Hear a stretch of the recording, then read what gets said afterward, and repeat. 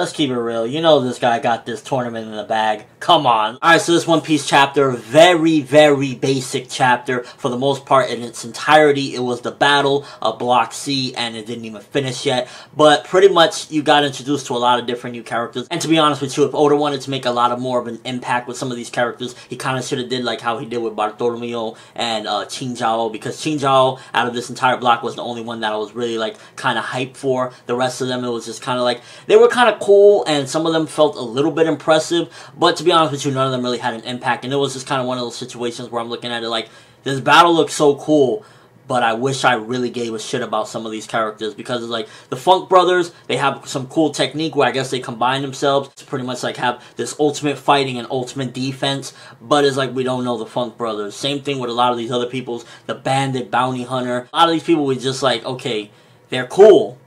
These fights look pretty cool, but we don't.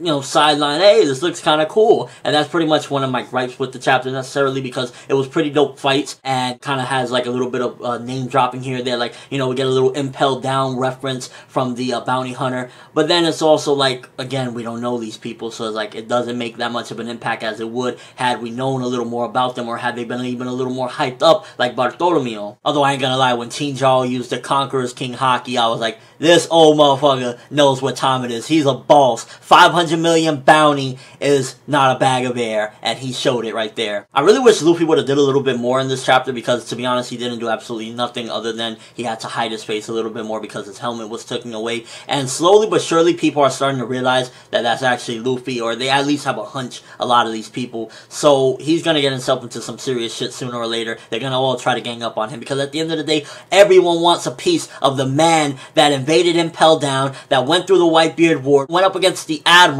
in the Whitebeard War. Everybody wants a piece of this man, so he really needs to keep that disguise on if he wants to save his ass. Another thing I was a little bit disappointed with is we didn't get any Law, Doflamingo, and Fujitora action. I mean, like, that was something that I was super hyped, and the past two chapters now, no mention of it whatsoever, and I really hope Oda doesn't skip the fight. Even if, you know, it'd be totally badass if Law just is getting dragged away by Fujitora Doflamingo, but I would still be disappointed that we didn't get to see the extent of what went down. But then again, that could be, you know, him hiding the powers. It really all just depends how he does it, but I really hope he doesn't skip this fight in the next few chapters, because, I mean, I want to see this fight, man. Come on. Block C has some dope people, but we don't know them. I want to see Doflamingo, you know what I mean? And overall, this fight didn't really progress too much. I mean, it got a couple of people out the way, but it didn't even finish the entire block or anything like that. And it was just mainly showing off some new faces. And I think that's something of what Oda is trying to do with this particular arc, is like just start throwing in a bunch of new characters so that we can build up upon some of them, and like, okay, we'll know this person here later on and that person there later on.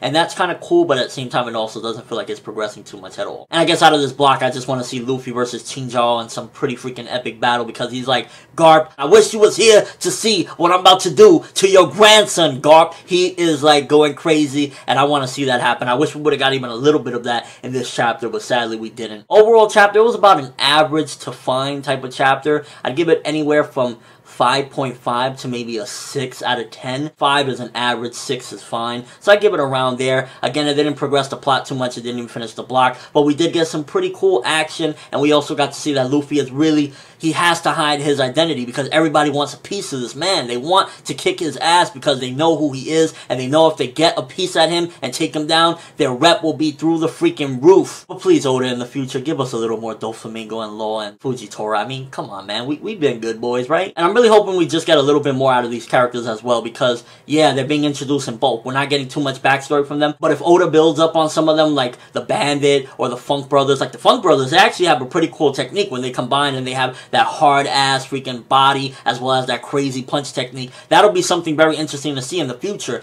if we get a little more development with them and actually care for them. Likewise with that Bandit, it seems as though he's throwing little hints in there that he might be a little bit more relevant later, you know, dropping Impel Down, looking at Luffy like, yo, I heard there's some rumors, so they might be some awesome characters. Let's just build upon them. Let me know what you think. Luffy versus Chinjao. Is he gonna be able to take Chinjao out? Is he gonna, you know, how's that shit gonna go down? I think he's gonna have a run for his money. I mean, Dude had a 500 million buried bounty. I'm just saying he's not going to be no walk in the park. And your overall thoughts of this chapter, were you a little disappointed that we didn't get no Law, Doflamingo action, and kind of that we just kind of stood in block? See, one of the things I liked about last chapter is that we moved around and we got to see what some of the other Straw Hats did. And in this chapter, the only really main relevant character that we got in it was Luffy at the end. And I guess Chinjao kind of feels a little relevant now because he's just been really hyped up that he has this grudge against Garp. But that's all I have for this review. Thanks for watching. Hope you enjoyed. Thumbs up if you can't wait to see this Luffy versus Chinjao. Hopefully the battle gets determined in the next chapter, or this block gets determined, because